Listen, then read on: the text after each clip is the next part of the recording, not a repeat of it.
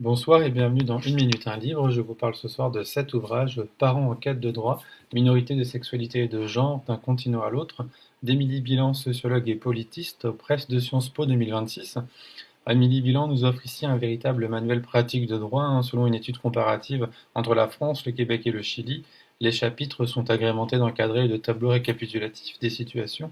Par exemple, les dispositions légales relatives aux arrangements parentaux et à la filiation hors de l'hétérosexualité, l'évolution des normes judiciaires visant les séparations post-hétérosexuelles ou encore les configurations procréatives et filiatives des personnes ayant changé de sexe, de genre avant de devenir parents en France. Alors comment faire famille en 2026 lorsque l'on s'éloigne du cadre hétéronormatif?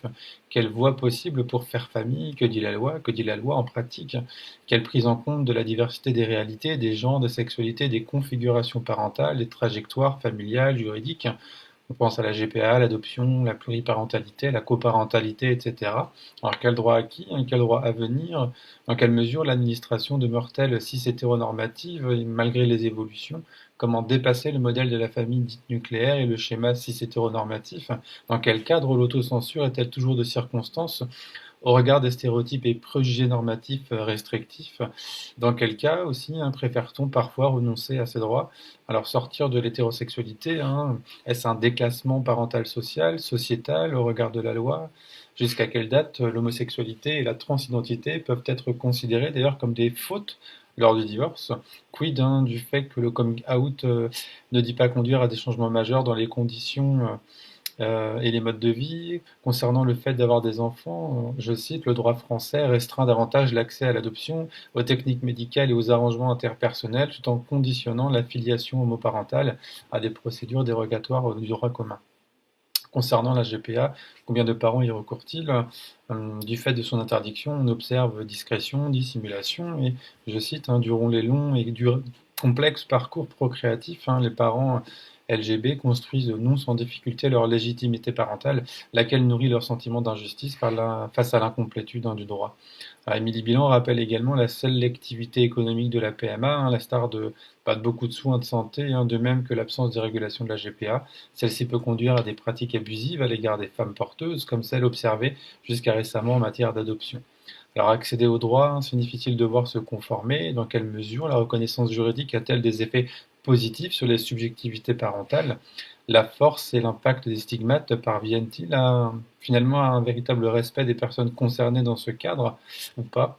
La reconnaissance juridique est bien évidemment requise, néanmoins, le droit n'empêche ni les violences, ni l'ignorance, ni le mépris, ni l'altérisation.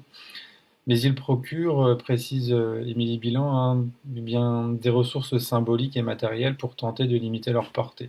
Alors on le sait, les gatekeepers facilitent ou entravent l'effectivité des droits. Qu'en est-il des parents trans en justice? On le sait, la levée progressive des empêchements procréatifs et filiatifs visant les couples cis de même sexe ne suffit pas à sécuriser les familles transparentales. En France, la bicatégorisation du sexe et de la filiation marginalise les corps, les identités et les relations qui s'écartent des normes essentialistes de la matrice de la parenté.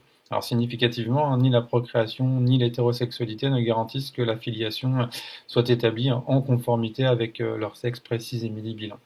Alors l'articulation des chapitres et des situations au regard de la loi fournit un matériel précis éclairant sur la situation actuelle. Reste à mettre cet ouvrage dans les mains des personnes non concernées.